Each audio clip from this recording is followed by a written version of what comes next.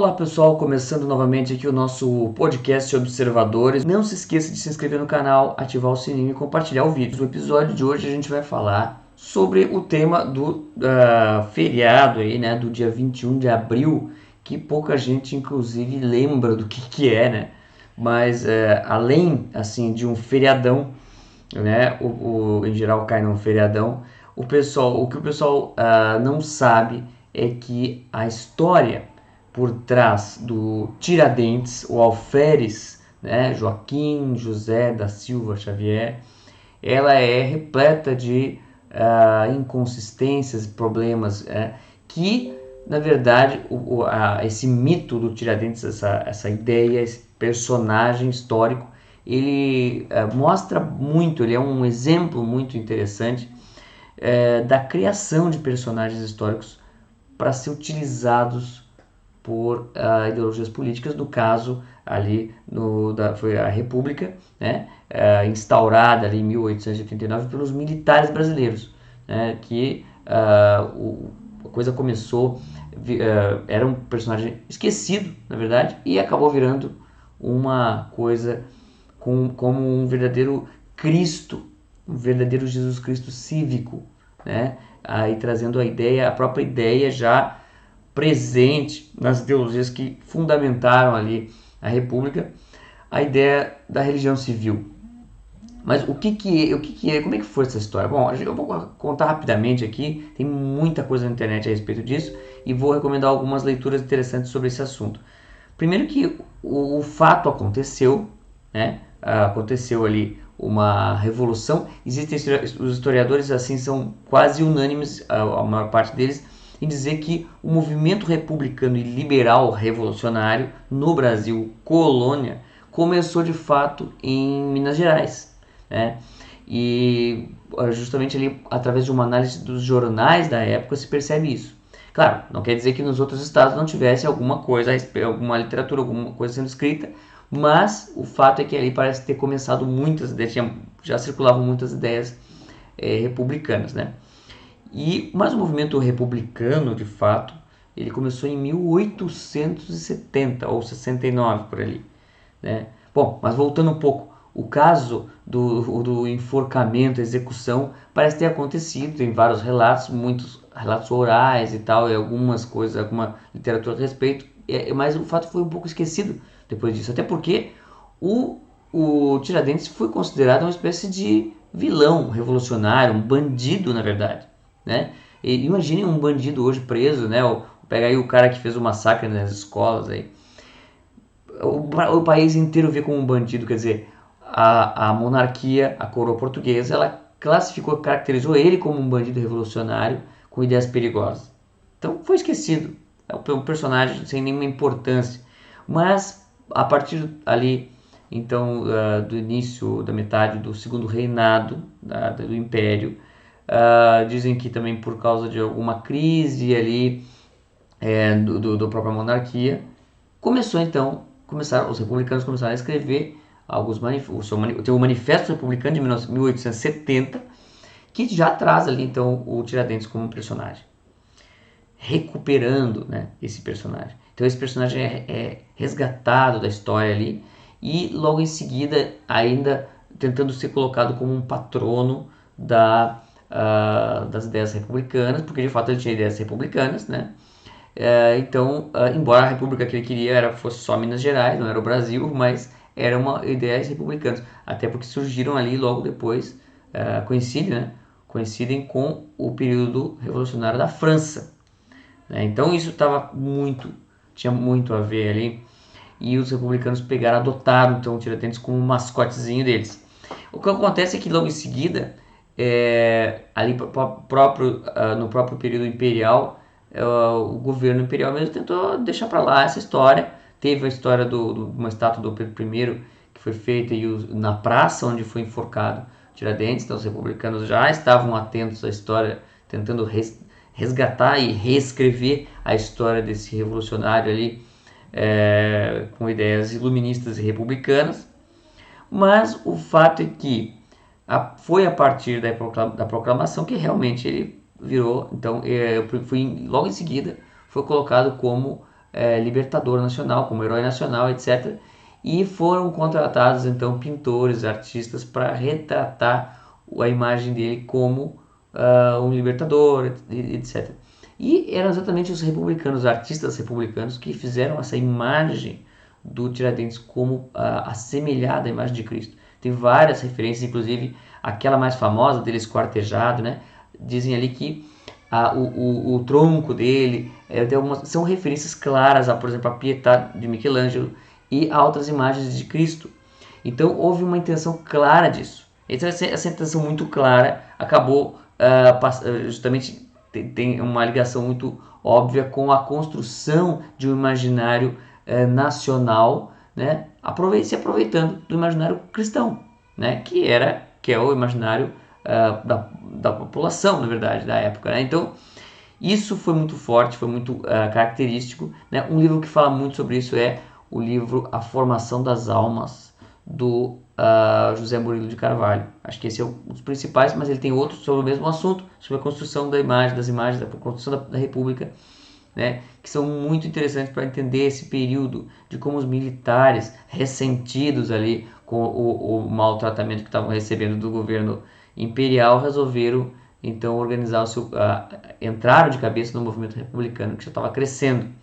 Né? Então, isso tudo, como a gente sabe, a proclamação da República ela aconteceu através de uma fusão do positivismo, que é aquela ideia do Augusto Comte, né?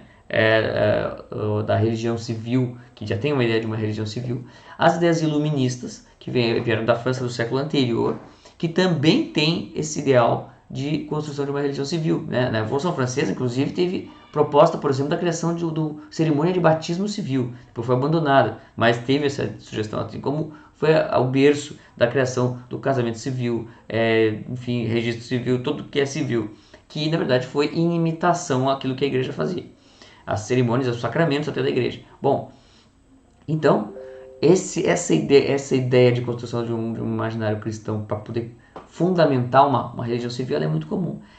Dê uma olhada no site estudosnacionais.com e vejam a matéria que eu publiquei nesse dia 21 de abril sobre o Tiradentes e a ideia por trás disso aí, onde eu cito, por exemplo, um livro muito interessante que é esse aqui, que é do Nelson Lema da Silva, A Religião Civil do Estado Moderno. E tem também as ideias do Eric Voegelin sobre isso, que é, acho que, principal teórico, mas ele se refere não ao iluminismo, positivismo, mas aos seus descendentes, né? O nazismo, o comunismo, o fascismo, etc., que repetiram em muitos aspectos as características das religiões. Então isso é muito interessante, é uma área muito interessante de pesquisar e compreender por quê. Porque isso está sempre acontecendo. Né? A gente está vivendo um período em que, em vários lugares do mundo, estão surgindo, por exemplo, vários nacionalismos, né?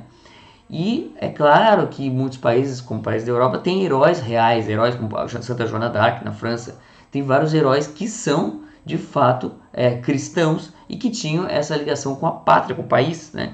Mas no Brasil o que aconteceu foi uma tentativa de imitar isso, né? De simular e emular uma ligação, mas com o próprio Cristo. Então, a gente tem um vídeo famoso que está circulando bastante na internet aí, do Lula, em que ele diz assim, porque Tiradentes quando foi crucificado, quer dizer, confundiu até o que aconteceu com Tiradentes.